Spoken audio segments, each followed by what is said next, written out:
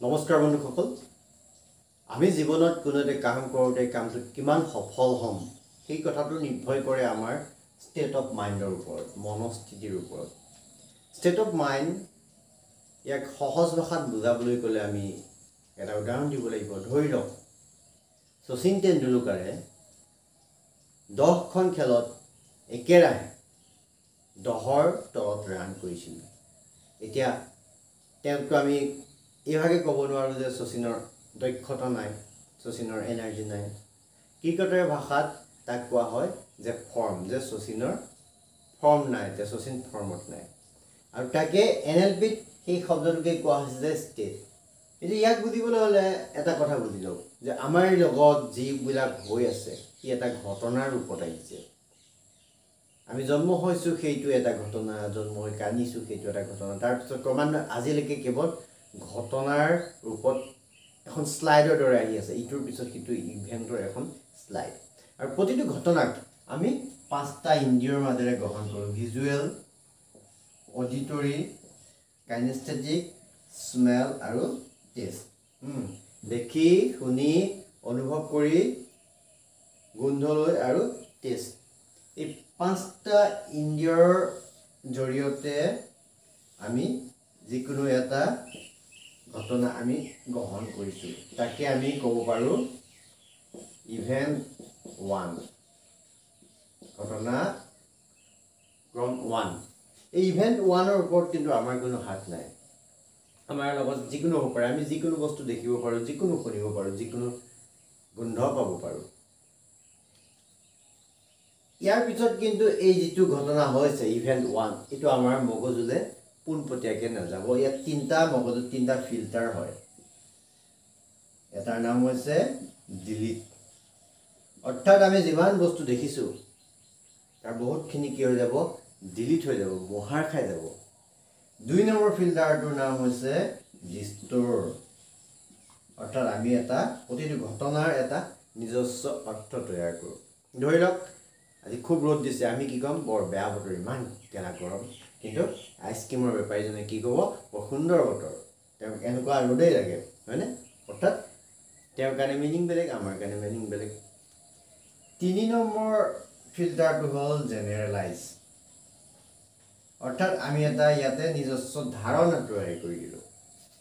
যেনে ধৰি লওক এজন মানুহ দিল্লীলৈ গৈছে প্ৰথমবাৰ গৈছিলে তেওঁ পকেট মাৰিলে দ্বিতীয়বাৰ গ'ল তেতিয়াও পকেট মাৰিলে আৰু 3 নম্বৰবাৰ গ'ল তেতিয়াও পকেট মাৰিলে তেতিয়া তেওঁ কি ধাৰণা কৰিব যে দিল্লীখন পকেট মাৰেৰে ভৰি আছে বা আমি ধাৰণা কৰোঁ সকলো পুলিচ এনেকুৱাই সকলো ডক্টৰ এনেকুৱাই হয়নে এই 3টা ফিল্টাৰ হৈ যোৱাৰ পিছত যিটো আমাৰ মগজুলৈ যাবগৈ এইটো হৈছে ইভেণ্ট 2 ডিলিট হ'ল ডিষ্ট্ৰ হ'ল জেনেৰেলাইজ হ'ল তাৰপিছত আমাৰ মনত যিটো যাব এইটো হ'ল ইভেণ্ট 2 ইয়াকেই NLPত কি বুলি কোৱা হয় ষ্টেট অফ মাইণ্ড বা জোন অফ মাইণ্ড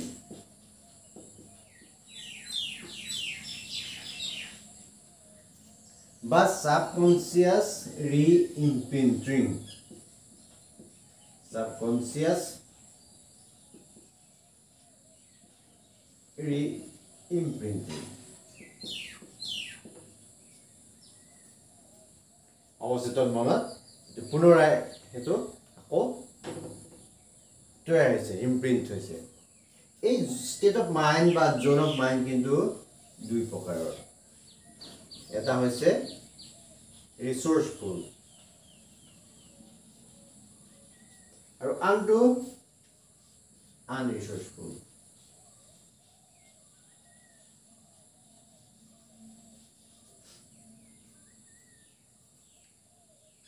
ৰিচোৰ্চফুল মানে যেনে ধৰক হেপিনেছ পিচ গ্ৰেটিটিউড লাভ এই যিবিলাক ভাল ভাল ফিলিংছবিলাক আহে সেইটো হৈছে ৰিচোৰ্চফুল ষ্টেট অফ মাইণ্ড তাৰ বিপৰীতে যিটো আনৰিচোৰ্চফুল যেনে খং ভয় ঘৃণা অকৃতজ্ঞতা এইবিলাক হৈছে আনৰিচোৰ্চফুল এই 2 ধৰণৰ অৱস্থাতে আমাৰ শৰীৰত বেলেগ বেলেগ ধৰণৰ কিছুমান বিক্ৰিয়া হয় এতিয়া আমি চাওঁ যে কোনটো অৱস্থাত আমাৰ কেনে ধৰণৰ বিক্ৰিয়া হয়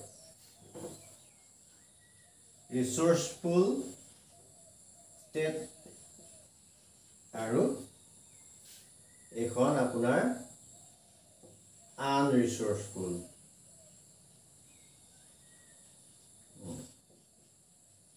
এতিয়া ৰিসোৰ্সফুল ষ্টেটত ধৰক হ্যাপিনেস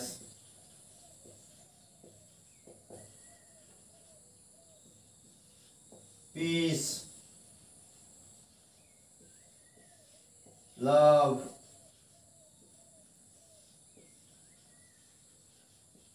gratitude ইত্যাদি ইত্যাদি আৰু ইয়াত তাৰ বিপৰীত anger fear frustration depression jealousy hatred ইত্যাদি ইত্যাদি যিকিনো আমি যেতিয়া ৰিসোৰ্সফুল ষ্টেটত আমি প্ৰৱেশ কৰোঁ আমাৰ যেটো ফ্ৰিকুৱেন্সি এটো কি হয় হাই হৈ থাকে হাই ফ্ৰিকুৱেন্সি মানে এনে অৱস্থাত কি হ'ব যিমানে ফ্ৰিকুৱেন্সিটো আমাৰ বডি ফ্ৰিকুৱেন্সিটো হাই হৈ থাকে সিমানে আমি এনাৰ্জি লেভেলত আছো আপুনি নিজে অনুভৱ কৰিব যেতিয়া আপুনি ৰিসোৰ্সফুল ষ্টেটত আছে মানে আপোনাৰ ভাগৰ জুগৰ কম লাগিব আপুনি কিয়নো আপুনি সেই মুহূৰ্তত আপুনি এনাৰ্জি লেভেলত আছে তাৰ বিপৰীতে যেতিয়া আপুনি আনৰিসোৰ্সফুল ষ্টেটত আহিলে তাৰ মানে আপোনাৰ বডি ফ্ৰিকুৱেন্সি কি হ'ব স্লো হৈ যাব তাৰমানে যিমানে ফ্ৰিকুৱেন্সিটো স্লো হ'ব কি হ'ব মেটাৰ পদাৰ্থ যিমানে ফ্ৰিকুৱেন্সিটো হাই হ'ব কি হ'ব এনাৰ্জি ইয়াতে কি হ'ব ফ্ৰিকুৱেন্সি হাই মানে আপুনি এটা কি হ'ব আনৰিসোৰ্সফুল ষ্টেটত যোৱাৰ লগে লগে আপুনি যেটো পদাৰ্থ মেটাৰৰ অৱস্থাত গুচি গৈছে এতিয়া আপোনাৰ কি হ'ব ভাগৰ বেছি লাগিব কাম কৰিব উৎসাহ নাইকিয়া হ'ব সেই সকলোবিলাক এইটো ক্ষেত্ৰত দেখা পাব আৰু যেতিয়া আপুনি ৰিসোৰ্সফুলত আহিব আপোনাৰ এনাৰ্জি লেভেল হাই হৈ থাকিব লগতে আপোনাৰ শৰীৰত কিছুমান ভাল হৰমন যেনে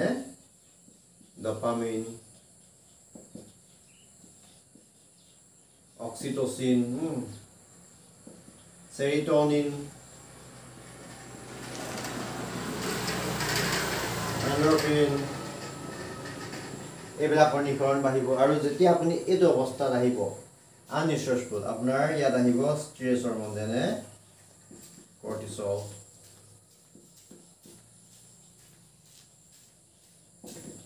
এড্ৰেনালিন এইখিনি ষ্ট্ৰেছ হৰমন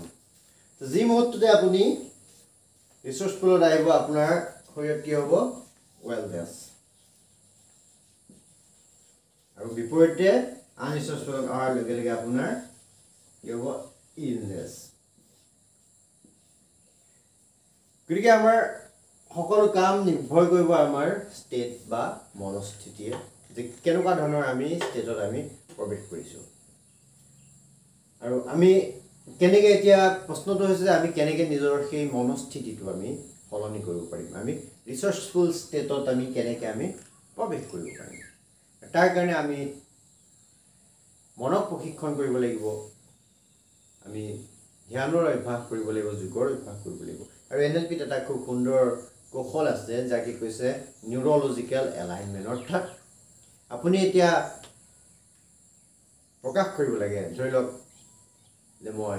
বৰ আনন্দিত আই এম ভেৰি হেপি তে আপুনি কেনেকৈ ক'ব আপোনাৰ বডি লেংগুৱেজটো কেনেকুৱা হ'ব আপুনিতো এনেকৈ নকয় আই এম ভেৰি হেপি তাৰমানে আপুনি কেনেকৈ ক'ব আই এম ভেৰি হেপি মানে এক্সপাণ্ড হৈছে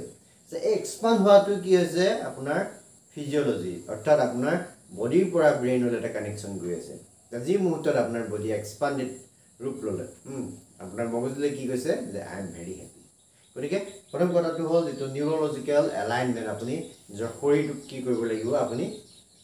ষ্ট্ৰেট যিমান পাৰে আপুনি খোলাকৈ ৰাখক বুকু খুলি ৰাখক তাৰমানে আপোনাৰ তেতিয়া প্ৰতিটো মুহূৰ্ততে আপোনাৰ সেই ৰিসোৰ্সফুল ষ্টেটবিলাক আপোনাৰ গৈ থাকিব গতিকে এইটো এটা হ'ল কৌশল গতিকে ধন্যবাদ বন্ধুসকল মই পৰশ মুনি বৰা আশা কৰোঁ কথাখিনি আপোনাক উপকৃত কৰিব যদি ভাল পাইছে প্লিজ লাইক কৰিব কমেণ্ট কৰি জনাব আৰু যিসকল আমাৰ চেনেলত প্ৰথমবাৰৰ বাবে আছে প্লিজ ছাবস্ক্ৰাইব কৰিব। মই এনেকৈ আপোনালোকৰ মাজলৈ নতুন নতুন জ্ঞানৰ বতৰা লৈ আহিম। ধন্যবাদ।